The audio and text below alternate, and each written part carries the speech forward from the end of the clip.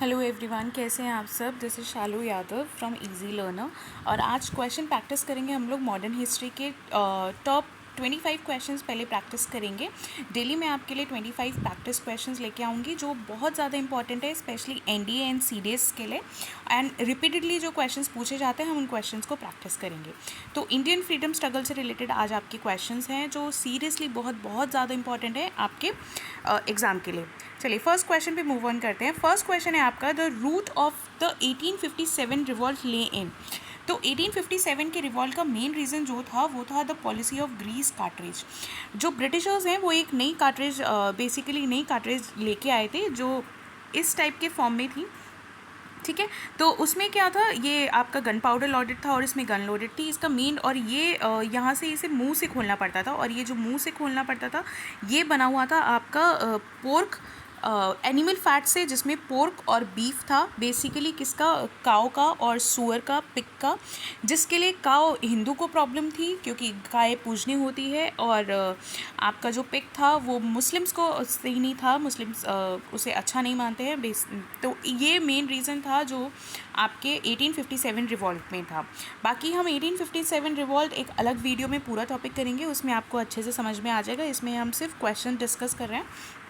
चलिए ठीक है, तो मेन रीज़न क्या था आपका? The policy of grease cartridge. Okay, देख लेते हैं एक बार। The British ruled over India about 2 centuries। They started influence in the religion matters. बहुत सारे रीजन थे आपके 1857 रिवॉल्ट का। ये एक एक रीज़न हम अलग वीडियो लेके आएंगे 1857 की। उसमें मैं आपको एक एक रीज़न बहुत सिंपल मेथड में समझाऊंगी, बहुत एक स्टोरी फॉर्म में, जिससे आप कभी भूलेंगे भी नहीं और आपको ईजिली याद भी हो जाएगा। ठीक है, चलिए सेकेंड क्वेश्चन है आपका, the revolt of 1857 was started by. तो किसने स्टार्ट किया था? It was basically started by sepoys. ठीक है, चलिए, और मेन रीज़न क्या था? वही ग्रीस कार्ट्रिज वाला मेन रीज़न था। चलिए नेक्स्ट क्वेश्चन है, देख लेते हैं। Indian mutiny also called sepoy mutiny. इसे सिपॉय म्यूटनी के नाम से भी जानते हैं, इंडियन म्यूटनी के नाम से भी जानते हैं। तो आप नेम्स में कन्फ्यूज मत हो जाना। और इसे रिवॉल्ट ऑफ 1857 भी कहते हैं। ओके ठीक है, और ये कहाँ से स्टार्ट हुआ था, इसे क्वेश्चन भी आ जाता है। तो कहाँ से हुआ था? Begin in Meerut by Indian troops in the service of the British East India Company. It spread to Delhi, Agra, Kanpur and Lucknow. Okay, next question है आपका, the revolt of 1857 had its beginning in. तो कहाँ से शुरू हुआ था? ये हुआ था आपके मेरठ से। ठीक, चलिए। The Indian rebellion of 1857 is also known as Indian mutiny, या फिर सिपॉय म्यूटनी भी बोल देते हैं इसको। North India's first war of independence और North India's first struggle for independence. It began on, कब हुआ था? 10 मई। ये भी आपके लिए इंपॉर्टेंट है, ये डेट भी आपसे पूछ ली जाती है। 10 May 1857 at Meerut as mutiny of sepoy of the British East India company's army. Okay, next question है आपका, an effect of 1857 revolt was that the spirit of the rebellion in India was crushed. The British became totally demoralized, या फिर the British abandoned their repressive policies, या फिर unity was forged between the Hindu and Muslim। तो क्या था इसका effect? The unity was force between Hindu and Muslim, because ये जो आपकी कार्ट्रिज थी इसको ना ही हिंदू यूज़ करना चाहते थे और ना ही मुस्लिम यूज़ करना चाहते थे। चलिए, the most important impact of revolt of 1857 is that the administration of India was transferred from the East India Company to British crown. ठीक, ये याद रखना, ऐसे ऐसे कॉम्प्लिकेटेड क्वेश्चंस ही आते हैं आपके एग्जाम में, घुमा फिरा के वो पूछ लेता है। ठीक, ईस्ट इंडिया कंपनी से कहाँ पे? ब्रिटिश क्राउन में। और the queen's proclamation of 1858 announce that the policy of territorial extension was to be abandoned. Unity was forged between the Hindu and Muslim. Okay, your next question is, the revolt of 1857 failed mainly because, what were the failures and why this revolt basically failed? तो क्या reason थे इस revolt के fail होने का?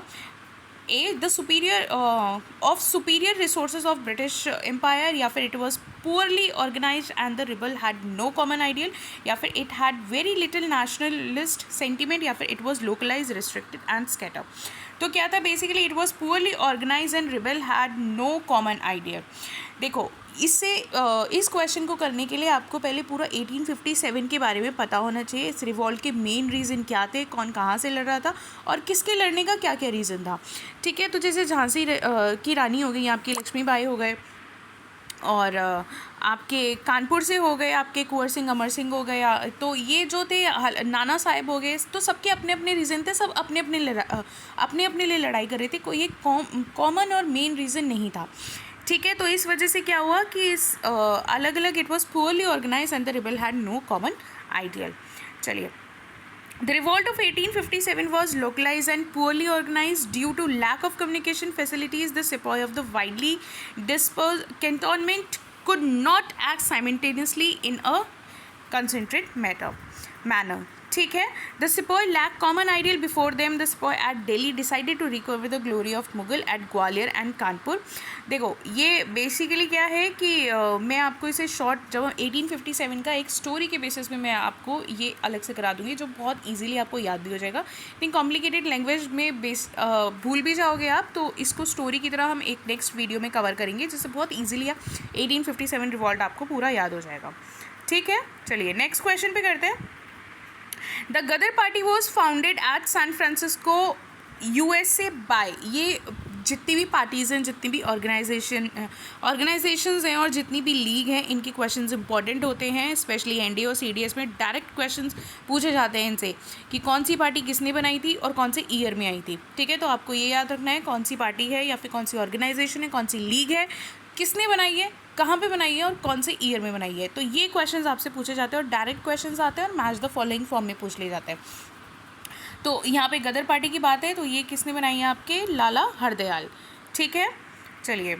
इन 1913 Pacific Coast Hindustan association was founded by Lala Hardayal with Sohan Singh Bakna. Lala Hardayal के साथ इनका नाम भी आ सकता है, तो ये भी याद रखना आप। ठीक है, Sohan Singh Bakna as its president which was called Ghadar party, जिसे क्या बोला गया बाद में इस एसोसिएशन को? गदर पार्टी।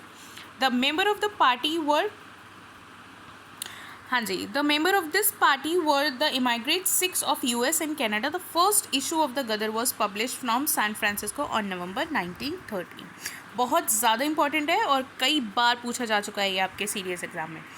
नेक्स्ट है आपका, which of the following pair leader associated with the revolt of 1857 is not correctly match. तो ये वही है कि कहाँ से कौन लीड कर रहा था 1857 रिवॉल्ट के मूवमेंट को। हाँ जी, तो हज़रत महल कानपुर से लीड कर रही थी, खान बहादुर खान बरेली से, कुंवर सिंह बिहार से और बख्त खान दिल्ली से। तो देखो यहाँ पे हज़रत महल कानपुर से नहीं लीड कर रही थी, कानपुर से नाना साहेब लीड कर रहे थे और हज़रत महल कर रही थी आपके अवध से। ठीक है, ये याद रहेगा। बाकी सारे आपके सही हैं, सिर्फ ये वाला आपका सही नहीं है, वो मैं आपको बता चुकी हूँ क्या आंसर है। चलो देख लेते हैं। Begum Hazrat Mahal also called as Begum of Awadh was the second wife of Nawab Wajid Ali Shah. ये नाम भी याद रखना। ठीक है, और Wajid Ali Shah met her in his palace. ठीक है, she rebelled against the British East India Company during the Indian rebellion of 1857। She finally found asylum in Nepal where she died in 1879. Okay, so your next question is the administrative consequences of the revolt of 1857 was transferred to power from। बहुत important questions हैं, ऐसे ही questions आपके exam में पूछे जाते हैं। Okay, तो administrative powers basically कहाँ से कहाँ ट्रांसफ़र होगी थी? East India Company to the British crown, या फिर ब्रिटिश क्राउन पे आ गई टू ईस्ट इंडिया कंपनी, या फिर East India Company to the governor general, या फिर British crown to the board of directors. तो ईस्ट इंडिया कंपनी की पावर्स अब कहाँ पहुँच गई थी? East India Company to British crown. ठीक, On August 2, 1858, less than a month after Canning proclaimed the victory of British arms, Parliament passed the Government of India Act transferring British power किसके पास पहुंच गई थी? ठीक है, ब्रिटिश क्राउन के पास आपके from the East India company. ठीक है, चलिए। नाइन्थ क्वेश्चन है आपका, after the initial success of revolt of 1857 the objective for which the leaders of the revolt worked was। So what were the main reasons to restore the former glory to the Mughal Empire, to form a federation of Indian state under the aegis of Bahadur Shah II, या फिर elimination of foreign rule and return to the old order, या फिर each leader wanted to establish his own power in his respective region। ठीक है, तो main क्या था आपका? Elimination of foreign rule and rule of old order. हमें basically अंग्रेज़ों का राज ख़त्म करना था और अपने हिसाब से अपना देश चलाना था। चलिए, after the initial success of revolt of 1857 the objective for which the leaders of the revolt worked as was elimination of foreign rule and return of old order. चलिए, 10th क्वेश्चन है आपका, Govind Dhondu Pant popularly known as Nana Sahib, ये बहुत important है, ये नाम भी पूछा जा चुका है कि नाना साहिब का मेन जो नाम था बेसिकली उनका क्या नाम था, तो क्या नाम था, धूंधो पंत नाम था, क्वेश्चन पूछा जा चुका है, ये पता होना चाहिए आपको। पॉपुलरली नोन क्या था, okay, Dhondu Pant popularly known by Nana Sahib and one of the principal leader of the revolt of 1857 was the adopted heir and successor of, तो ये किनके बेटे थे, ये थे पेशवा बाजीराव सेकेंड। ठीक, चलिए देखो ये क्वेश्चंस आपको करने में तब मज़ा आएगा जब आपको 1857 रिवॉल्ट के बारे में पूरा पता होगा। अगर आपको नहीं पता है तो आप मुझे जस्ट एक कमेंट में डाल दीजिए कि मैम 1857 रिवॉल्ट करा दीजिए, so I will make a video on that, जिससे ईजिली एक स्टोरी की फॉर्म में आप इसको याद कर लोगे और याद एक बार हो जाएगा, समझ में आ जाएगा, तो कभी भूलोगे भी नहीं और एक भी क्वेश्चन आपका मिस नहीं होगा। और 1857 रिवॉल्ट बहुत इंपॉर्टेंट रिवॉल्ट है, मैक्सिमम क्वेश्चंस पूछे जाते हैं इससे। चलिए ओके, गोविंद धूधो पंत पॉपुलरली नोन एज, क्या बोलते थे इन्हें, Nana Sahib, and one of the principal leader of the revolt of 1857 was the adopted heir and successor of Peshwa Bajirao second. 11th question है आपका, who was the author of the book the Indian war of independence. Books के नाम आते हैं specially आपके जवाहरलाल नेहरू हो गए, गांधी जी हो गए, बाल गंगाधर तिलक हो गए, सरोजनी नायडू हो गई, इनकी जो बुक्स हैं इनके बुक्स के नाम अच्छे से कर लेना, बुक्स के नाम पूछे जाते हैं और डायरेक्ट क्वेश्चन पूछे जाते हैं इनसे। ओके, सो यहाँ पे पूछा गया है the Indian war of independence 1857, तो किसने लिखी थी ये बुक, ये थी आपकी वी.डी. सावरकर। ठीक है, the Indian war of independence is an Indian nationalist history of the 1857 revolt by Vinayak Damodar Savarkar that was published in, कब पब्लिश हुई थी, 1909।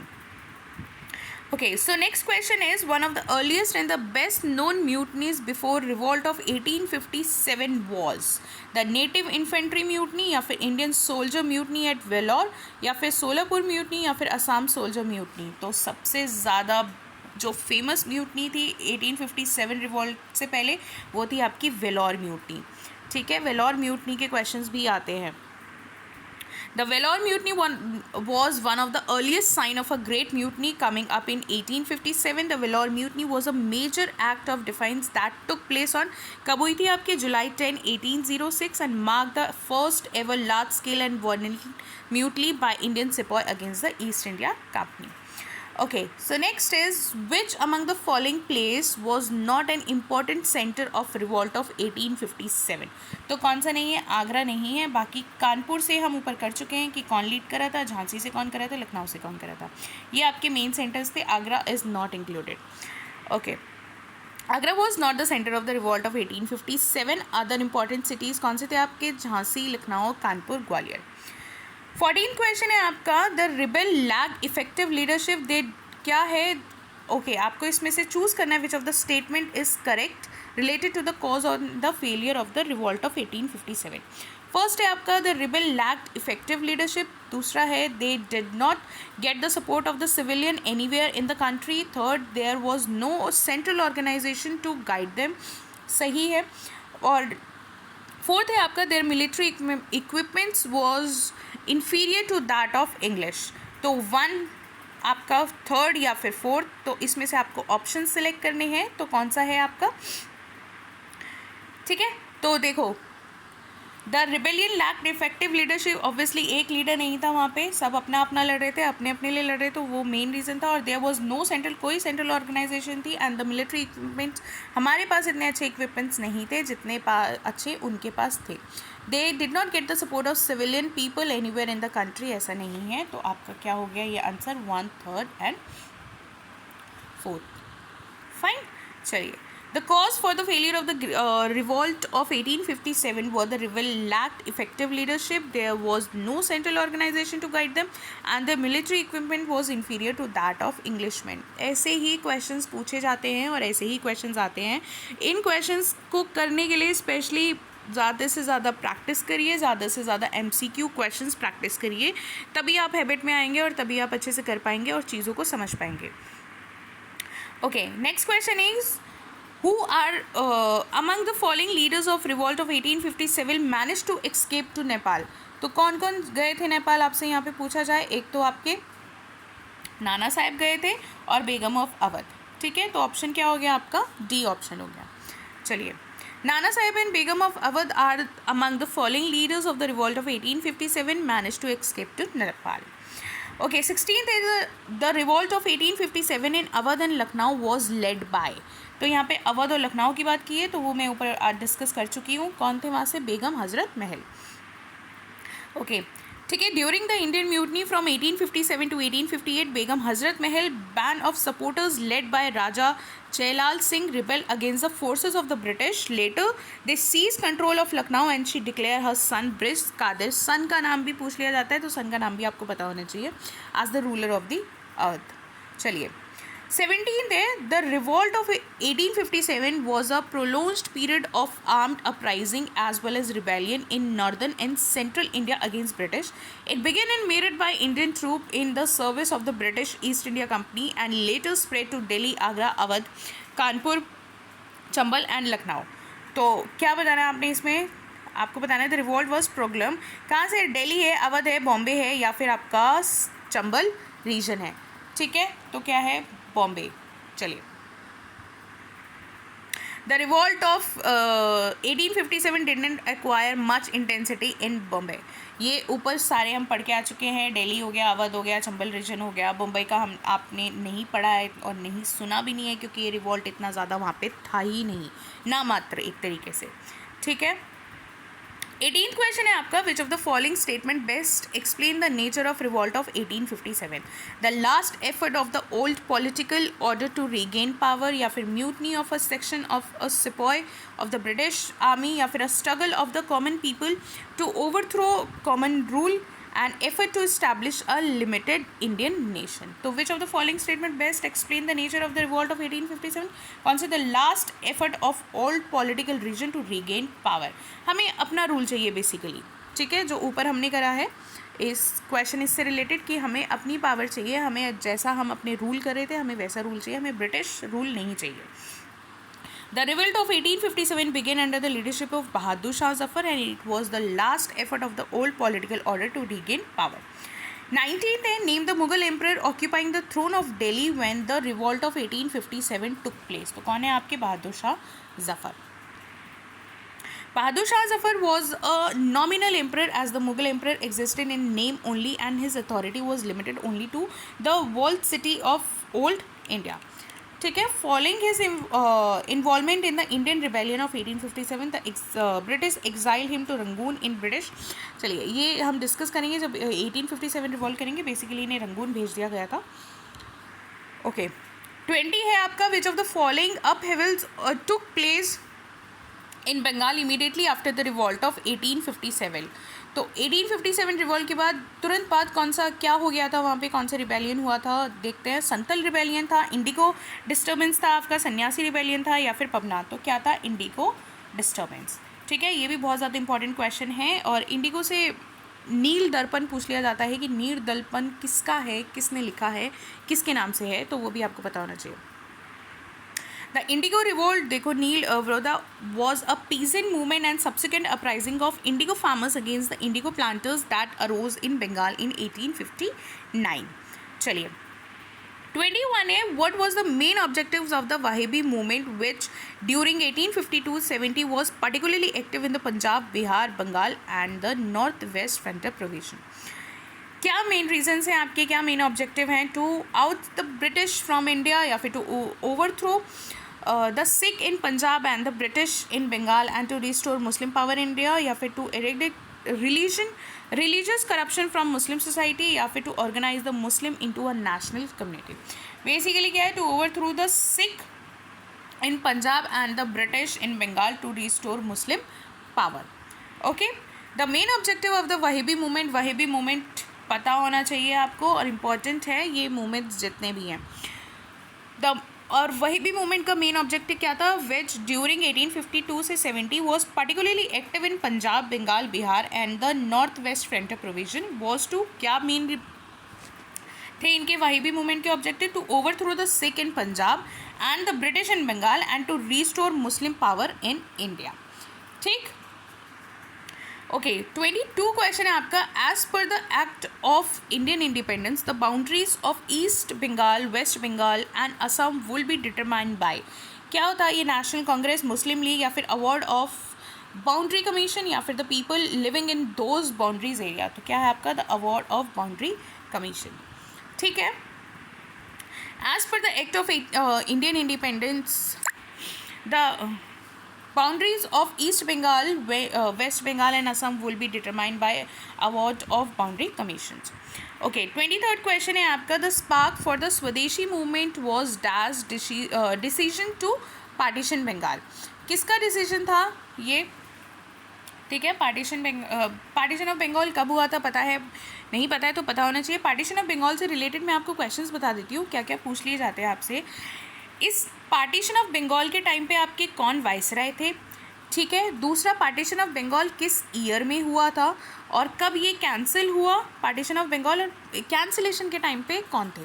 वाइसराय। ठीक है, तो किसने किया था? ऑब्वियसली कौन थे? Britishers. Lord Curzon asked Queen Victoria to separate Bengal because they were scared if the Muslims and Hindu got together, they could start a war. 500 meetings were held in East Bengal alone. The Swadeshi movement has been in the anti-partition movement, which started to oppose the British decision to partition Bengal. ठीक है, तो partition of Bengal के time कौन थे? आपके Lord Curzon थे, और cancellation के टाइम के कौन थे? आपके हार्डिंग थे। फाइन, चलिए। 24 है आपका, arrange the following historical events in chronological order of their occurrence. Important है क्वेश्चन, इसलिए इंपॉर्टेंट है क्योंकि जितने इवेंट्स हैं उनके ऐसे ही क्वेश्चंस आते हैं आपके एनडीए और सीडीएस में। अगर आपको ईयर पता है तो आप उनको अरेंज कर सकते हैं। डायरेक्ट क्वेश्चंस पूछे जाते हैं तो आपको पता होना चाहिए। फाइन, तो पार्टीशन ऑफ बंगाल कब हुआ था? ऊपर ये हम डिस्कस कर चुके हैं। जलियांवाला बाग मैसेकर कब हुआ था? चंपारण सत्याग्रह कब हुआ था? तो बताइए फटाफट, इनको हमें अरेंज करना है। चलो, अरेंज करने से पहले मैं आपको दिखा देती हूँ एक बार, इजी रहेगा आपके। पार्टीशन ऑफ बंगाल कब हुआ था आपका? 1905 में। चंपारण कब हुआ था? 1917 में। और जलियांवाला बाग इंसिडेंट कब हुआ था? 1919 में। फाइन, तो अब इसे अरेंज कर ले। ठीक है, 1919 में हुआ था, और आपका ये कब हुआ था? 1917 में हुआ था, और सॉरी, ठीक है, और पार्टीशन ऑफ बंगाल कब हुआ था? 1905 में हुआ था। अब अरेंज कर सकते हैं इसको ईजिली। ठीक है, second, one and third. Important है क्वेश्चन बहुत ज़्यादा। ओके, लास्ट क्वेश्चन है आज के लिए आपका, the swadeshi movement in Bengal started on, कब हुआ था? 1905। चलिए, ये थे आज के आपके 25 क्वेश्चंस। हम कल फिर दोबारा 25 क्वेश्चंस प्रैक्टिस करेंगे। डेली हम लोग 25 क्वेश्चंस प्रैक्टिस करेंगे of each subject related to GS only. GS के हर टॉपिक के 25 क्वेश्चंस हम लोग डिस्कस करेंगे, प्रैक्टिस करेंगे। और देखो, आपकी नोटिफिकेशन एनडीए और सीडीएस दोनों के नोटिफिकेशंस आ चुके हैं। अब जितने ज़्यादा आप लोग क्वेश्चंस प्रैक्टिस करोगे उतना ज़्यादा बेटा आपके लिए अच्छा है। ज़्यादा से ज़्यादा क्वेश्चंस प्रैक्टिस कीजिए, बिकॉज क्या होता है, क्वेश्चंस करने से हमारे बहुत सारे डाउट क्लियर हो जाते हैं। हमें आइडिया लग जाता है कि एग्ज़ाम में बेसिकली किस टाइप के क्वेश्चंस आते हैं। ज़्यादा से ज़्यादा प्रैक्टिस करिए, एग्ज़ाम बहुत पास है, ज़्यादा टाइम नहीं मिलेगा आप लोगों को। और आपको जिस टॉपिक में ज़्यादा प्रॉब्लम है, जिस टॉपिक के ज़्यादा क्वेश्चंस चाहिए, आप मुझे बता सकते हैं, आप मुझे कमेंट कर सकते हैं कि मैम इस टॉपिक के क्वेश्चंस करा दीजिए, तो हम वो क्वेश्चंस प्रैक्टिस करेंगे। Fine, so keep on learning and keep on studying, and if you like the questions, obviously these are very important questions. If you like this session, please do subscribe and like, and if you feel so your friends are also studying, then you can also share with them. Okay, so thank you so much, and please do like and subscribe.